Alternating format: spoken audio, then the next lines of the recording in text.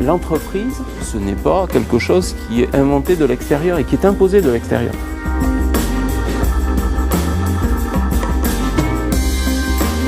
Les entreprises sont extrêmement confrontées. Pourquoi? Parce que le monde bouge.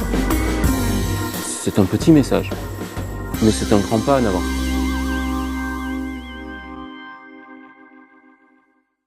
Il me semble, aujourd'hui, le monde bouge.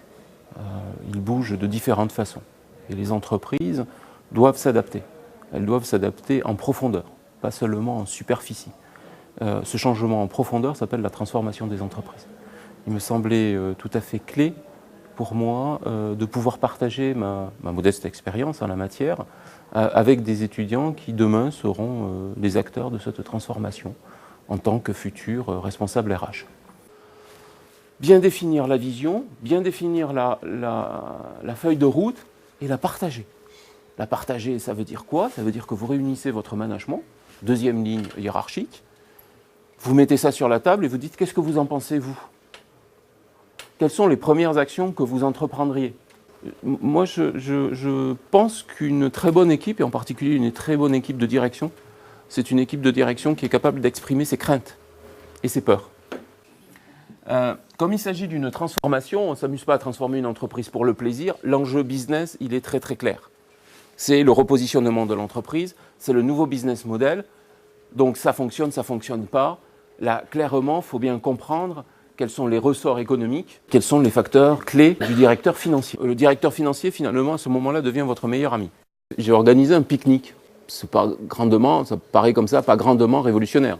Ceci étant dit, de voir des gens en costume, 3 pièces ou 2 pièces d'ailleurs, se déchausser, se décontracter, se dire tiens finalement on n'a pas fondamentalement besoin d'être triste, travailler comme des malades et on peut profiter d'une belle journée de printemps. C'est un petit message, mais c'est un grand pas en avant.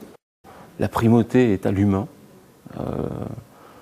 Il faut réinventer l'entreprise et réinventer l'entreprise, ça veut dire qu'il faut aussi tenir compte du corps social et pas seulement du business model. L'international, tous les changements sont de formidables opportunités qui, si elles sont bien gérées, peuvent aussi être source d'enrichissement pour les hommes. Qu'est-ce que c'est qu'un talent? Beaucoup de DRH confondent talent et potentiel, voire même haut potentiel, et ne dédient leur temps qu'effectivement à ceux qui vont devenir des dirigeants de l'entreprise. Grossière erreur. Des talents, ce sont des personnes qui sont à la fois performantes et qui épousent nos valeurs, ou les valeurs de l'entreprise. Si on ne donne pas de la chance à des gens qui vont se planter peut-être, peu importe, comment des talents vont émerger? Si on donne la parole, si on libère les énergies, on verra apparaître des gens qui vont naturellement sortir du lot. Ce sont les événements qui créent les leaders, c'est pas les structures. Hein. Les structures créent des gestionnaires, ce qui est déjà pas mal. Mais on ne crée pas des leaders, puisque de toute façon, les leaders sortent de l'événement. Les fonctions RH, dans ce contexte, ont vraiment un rôle clé de passeur. Et c'est la beauté, certainement, de cette fonction. C'est la disponibilité aux autres, le fait qu'ils soient capables d'aider chacun à franchir une étape, franchir une difficulté, à franchir un obstacle. Et de le faire de la manière la plus humaine possible.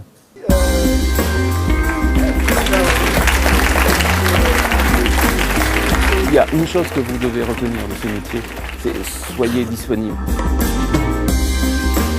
Vous aurez une responsabilité qui est clé.